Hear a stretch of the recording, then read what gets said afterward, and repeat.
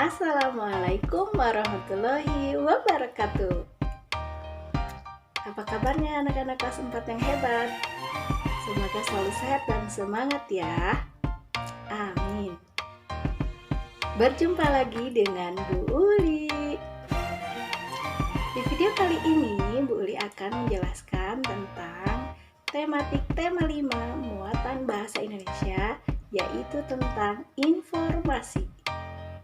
Supaya Allah meridhoi pembelajaran kita kali ini, marilah kita membaca basmalah bersama-sama. Bismillahirrahmanirrahim. Anak-anak, kita lanjut ke materi tentang informasi. Informasi adalah pesan atau kumpulan pesan. Informasi juga bisa didapatkan dari peristiwa-peristiwa tertentu dan berita. Informasi yang berupa koleksi data dan fakta dinamakan informasi statistik. Informasi yang diperoleh bisa disajikan dalam bentuk tabel dan peta pikiran atau mind mapping. Baik, kita lanjut ke nomor 1, yaitu menulis informasi berdasarkan teks. Informasi penting yang ada di dalam teks bisa disajikan dalam bentuk tabel dan peta pikiran atau mind mapping. Hal ini bertujuan untuk memudahkan saat akan menceritakan kembali isi teks yang telah kita baca. A. Menyajikan informasi dalam bentuk peta pikiran atau mind mapping. Peta pikiran itu sendiri artinya suatu cara yang digunakan untuk menemukan informasi-informasi dalam suatu bacaan. Kemudian informasi tersebut ditulis deh di dalam bentuk kotak-kotak peta pikirannya. Tentunya dari kalian anak-anak kelas 4 yang hebat sudah pada mengenalkan ya bentuk-bentuk peta pikiran. Banyak sekali contohnya, tergantung kreativitas kalian ya. Baik, supaya lebih paham, Ibu hadirkan contoh dari peta pikirannya. Nah, anak-anak, sebelum kalian menuliskan dalam bentuk peta pikiran, hal yang harus kalian lakukan adalah membaca teks tersebut dengan cermat dan utuh ya, anak-anak. Baik, kita baca bersama-sama teks berikut ini ya. Insinyur Soekarno. Insinyur Soekarno adalah tokoh yang memproklamirkan kemerdekaan Indonesia pada tanggal 17 Agustus 1945. Insinyur Soekarno lahir di Surabaya 6 Juli 1901. Sekolah dasar diselesaikannya di Mojokerto dan sekolah menengah pertama di Surabaya. Setelah tamat sekolah menengah pertama, diselesaikannya di Surabaya, ia melanjutkan pendidikannya di Institut Teknologi Bandung. Insinyur Soekarno atau lebih akrab disapa Bung Karno adalah pejuang pemersatu bangsa, pejuang melawan kolonialisme dan imperialisme, proklamator kemerdekaan bangsa Indonesia, serta Presiden pertama Republik Indonesia. Selalu dikenal dan dihormati bangsa Indonesia dan bangsa-bangsa lain di dunia. Sebab selama hayatnya, Bung Karno telah menyumbangkan seluruh tenaga dan pikirannya untuk mempersatukan bangsa Indonesia agar menjadi bangsa besar yang hidup dalam masyarakat berkeadilan dan berkemakmuran dan bebas dari penindasan. Nah, anak-anak kelas 4 yang hebat, setelah kalian membaca secara utuh teks tersebut, pastinya kalian sudah mengetahui atau menemukan informasi-informasi tentang Insinyur Soekarno tersebut ya. Oke, kita lanjut ke jawaban dari peta pikiran berikut ini. Baik, peta pikirannya terdiri atas 6 kotak ya anak-anak. Ada tentang nama tokoh, tempat tanggal lahir, sikap yang bisa diteladani, pendidikan, perjuangan yang dilakukan, serta yang terakhir adalah kesimpulan. Karena tadi sudah membaca teks secara utuh, sehingga kita bisa menemukan informasi, jadi gampang deh untuk menuliskan ke kotak peta pikirannya ya. Baik, yang pertama adalah nama tokoh. Nama tokohnya sudah jelas, Insinyur Soekarno. Yang kedua, tempat tanggal lahir, yaitu di Surabaya tanggal 6 Juli 1901. Kemudian, sikap yang bisa diteladani adalah berani dan rela berkorban untuk tanah air, bangsa, dan negara. Selalu mengutamakan musyawarah dalam mencapai mufakat.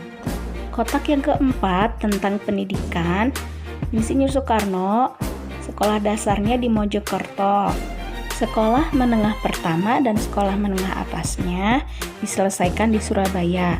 Kemudian beliau melanjutkan perguruan tingginya yaitu di Institut Teknologi Bandung atau ITB.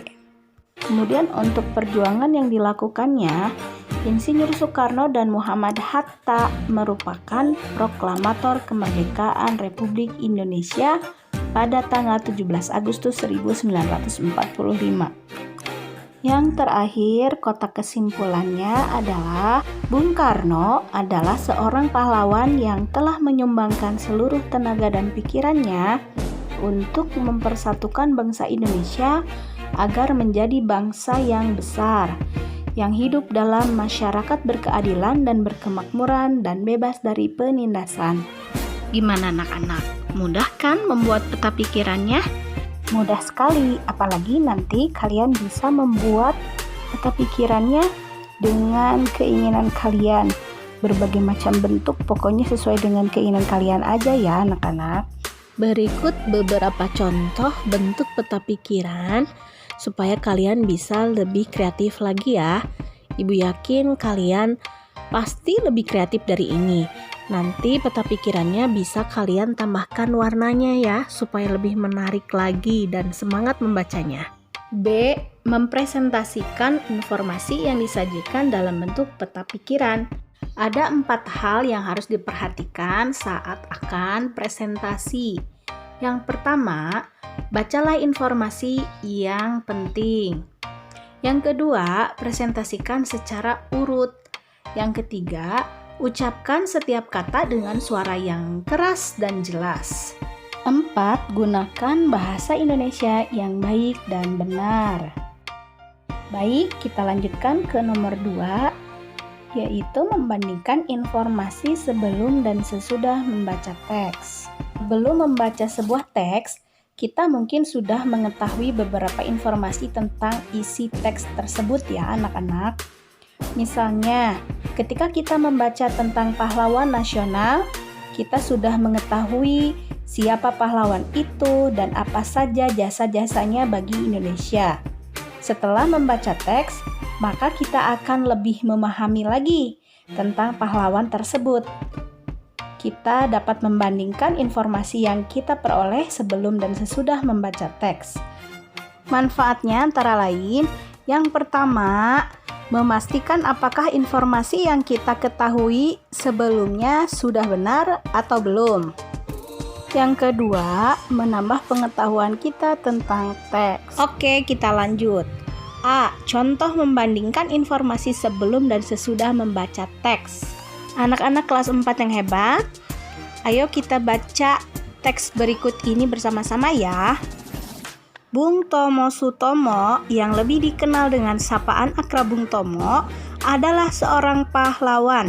Beliau terkenal karena perannya dalam membangkitkan semangat rakyat untuk menantang kembalinya penjajah Belanda yang membonceng tentara NICA.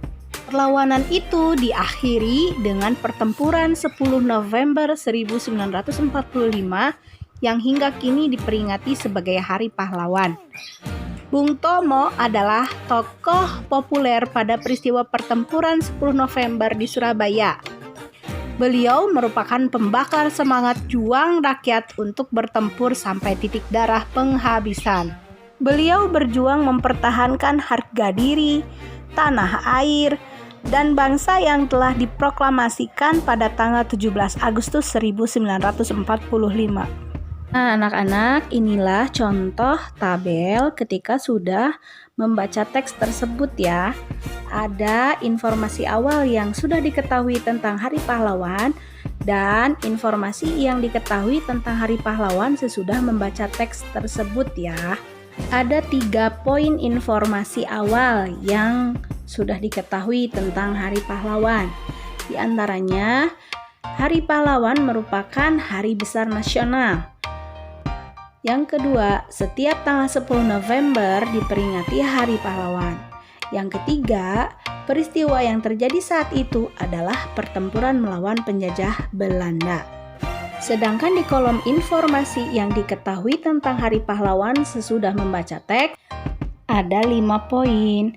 Yang pertama, Bung Tomo merupakan salah satu pahlawan nasional. Yang kedua, Bung Tomo membakar semangat juang rakyat untuk bertempur sampai titik darah penghabisan. Yang ketiga, Bung Tomo dan rakyat Surabaya menentang kembalinya penjajah Belanda. Yang keempat, Bung Tomo melakukan perlawanan yang dikenal dengan sebutan Pertempuran 10 November 1945. Yang terakhir nomor 5, Bung Tomo mengorbankan harga diri, tanah air, dan bangsa yang telah diproklamasikan pada tanggal 17 Agustus 1945. Nah anak-anak, setelah membandingkan hal yang sudah diketahui dan yang baru diketahui setelah membaca teks, maka kita pun bisa mempresentasikannya dengan memperhatikan 4 hal berikut ini. Yang pertama, informasi dapat diperoleh setelah membaca teks dengan cermat. Yang kedua, informasi dapat menjadi acuan dalam menjawab pertanyaan. Yang ketiga, informasi dapat digunakan sebagai bahan presentasi. Dan yang terakhir, yang keempat, saat presentasi, lakukan dengan percaya diri dan suaranya harus lantang ya anak-anak. Nah anak-anak, materi tentang informasi sudah selesai. Semoga kalian sudah paham ya. Tetap semangat ya anak-anak. Jaga kesehatan. Dan ingat pesan ibu, yaitu 3M. Memakai masker, menjaga jarak, dan selalu mencuci tangan kalian ya. Wassalamualaikum warahmatullahi wabarakatuh.